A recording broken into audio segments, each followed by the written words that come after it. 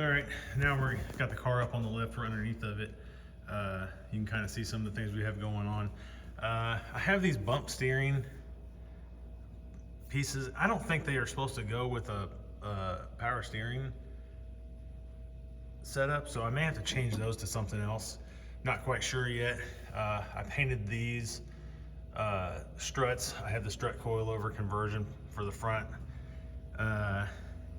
Like I said, it's 22-inch wheels all the way around. That's 22 by 8 in the front, 22 by 12 and a half or 13, I can't remember.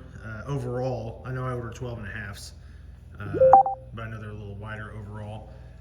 TMZ Motorsports, K-member, obviously Coyote, remote oil.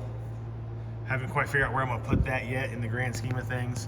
I did have to make this little box to hold the tank for the supercharger, intercooler.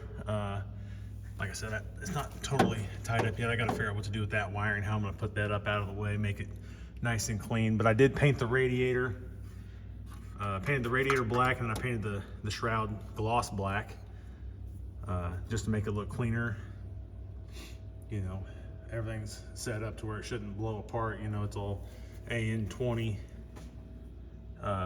radiator stuff. So had to wrap the headers. So the headers are wrapped on both sides. I'm not 100% finished, but what it was this upper tube. These are BBK headers. That upper tube goes right along where the wiring harness is for the Terminator X, where I ran the Terminator X, and I didn't like how close it was. I didn't want the heat going up and then potentially melting the wiring. In that process, I snapped the little S terminal off the starter, so I had to get a new starter. So, you know, everything happens for a reason. These are the fuel lines. Originally, I had them ran right here, but I had to modify this pinch weld, which I still have to paint for the wheels when they were turning. So I need to figure out what I'm gonna do with those. I'm either gonna run them, modify this to get them up in there and come up across the top real tight, or I'm gonna just simply cut it off here and then hard line it up to the fuel pressure regulator. But that's kind of is what it is. There's a fuel lines going back. You know, it's right by where the exhaust is, so I heat wrapped everything so I don't get any vapor locking or heat issues. I don't want to boil the gas. Like I said, this is the Quick Performance Ford 9. I just got everything on the car, so it's all welded up. These are the brackets I bought. It comes with some other brackets. I'll walk over and grab them real quick. So these are the brackets that they come with, which I'm pretty sure are just a standard. You know, it's obviously a laser cut and press broke piece. You know, cheap, economical, works for what you're wanting to do most of the time. For what I'm doing, you know, if I was running a stock setup or a different coilover type setup, it maybe would have worked a little different. But that was just never gonna fit in there. So I found these ones online, and they're stamped.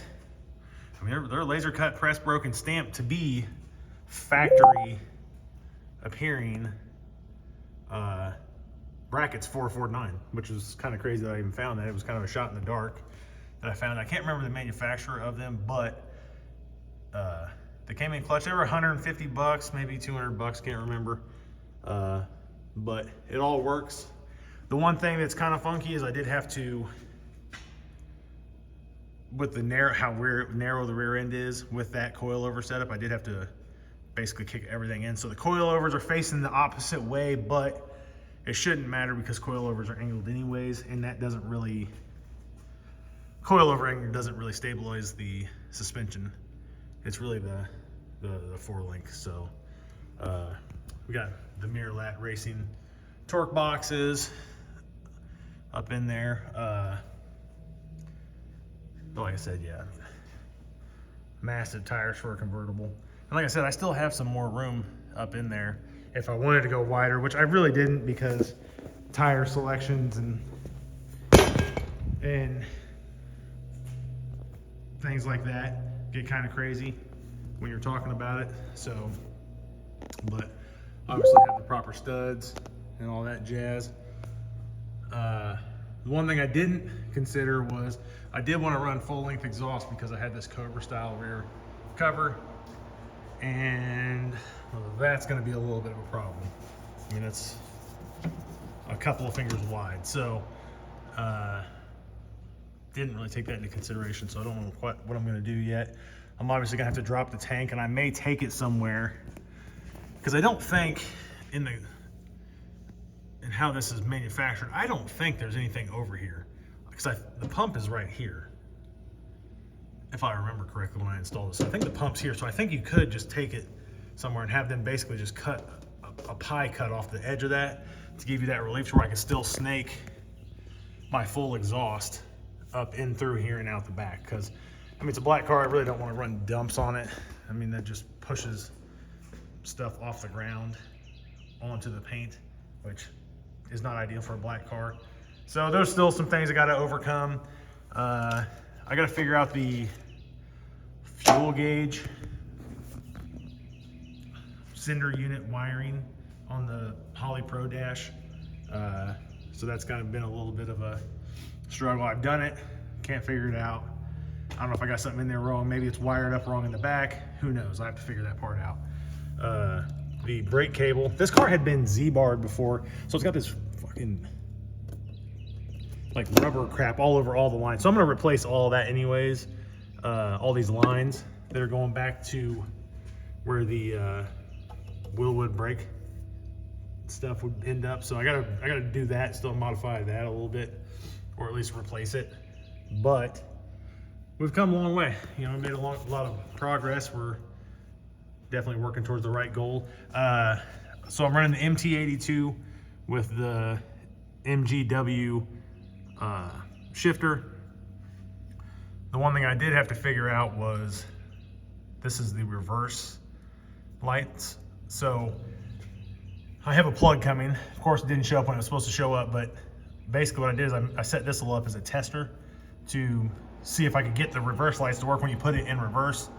Lo and behold, very simple 2-wire setup. It's basically open close. So I have this connecting plug coming, so I'll wire that up and slide it up there, and it'll look as factory as possible. This little deal here is the AOD neutral safety switch. So I had to, didn't know any better, but I threw the friggin' one away, so I clipped the end off of it and wired it together to where the car will crank over. So I got to figure out something clean, nice, neat to do with that. But that proved it out. I still have to wrap the end of the collector, you know, come up here on the pipes and wrap the backs of the collector, get rid of shit like that. So I gotta run these back, then I'm gonna put the full exhaust on, which is right there. Got 3-inch BBK X pipe, which I had to modify because you know nothing fits on these damn cars, even though it's supposed to. But I'm gonna fully wrap that. That's gonna come back here, be wrapped, so that'll even be more protection from the fuel lines. And then I may end up wrapping the tailpipes as they come across under here over to here. I may wrap them back, you know, past the fuel tank just to give it a little bit more. Plus, with the Holley fuel system I bought, has this giant freaking filter. I mean, this thing is fucking huge. So I want to try and keep the heat away from all that stuff as possible. But that's where we're at currently with it. You know, I guess anybody has any questions about the mini tub, because that's really, I mean, everything else is fairly basic. The mini tub was the main reason I even started this whole deal, is I mini tubbed it and then put the torque boxes in. As far as I can tell, this is the only one. Maybe it's because it's the only person that would think it would look cool, but it's the only one that's been done that I could tell, other than there's a white drag car that has it done, obviously, but their top is not working. The power top is not working as far as I could tell online, so I didn't really use it much for inspiration, other than, you know, it's a tubbed foxbody convertible, which is kind of cool. So yeah, as far as I can tell, I'm the first one. Hopefully I'm not the last one. You know, hopefully it's kind of something people think is possible and it's cool. The only thing that now knowing, you know, if I had waited a year and a half before I started this whole project, I might have just pulled the trigger on one of those new roaster shop chassis. It would be kind of cool to have done on this. But maybe if I build another one, I'll do a roaster shop chassis, because as far as I can tell, they're, you know, as far as all the crap I've had to figure out on this, I'm probably money ahead, honestly. So, I guess that's where we're at, you know, air conditioning. You know, it's gonna have all the right stuff on it. So, you know, I want it to be a old car that has all the new features and all the new things that kind of sucks, that people like. That's Ford Giotto, I guess. The hell is that? Either way, it's on the inside, I guess. Doesn't necessarily matter. Not necessarily happy about it, but I would have maybe went with a different style of front offset.